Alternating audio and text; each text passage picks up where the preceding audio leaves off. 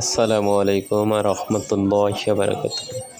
Faruk dental কেয়ারের পক্ষ থেকে সবাইকে অনেক অনেক শুভেচ্ছা ও অভিনন্দন। সবাই কেমন আছেন? আলহামদুলিল্লাহ, আল্লাহর রহমতে আমিও ভালো আছি।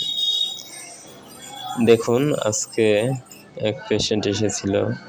তার দাঁতে খুব স্টেইন, দাগ এবং পাথরি পড়েছিল। স্কেলিং মেশিনের মাধ্যমে আমরা তার দাঁতের পাথরগুলো রিমুভ করেছি। আমরা সকালে এবং রাতে খাবার পরে ঘুমানোর আগে দিনে 2 বার করে ব্রাশ করব।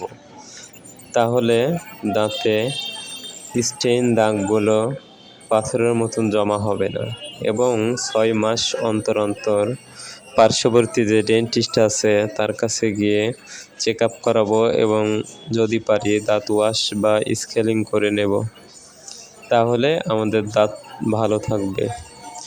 দেখুন, আজকে স্কেলিং করা হচ্ছে এক পেশেন্টের।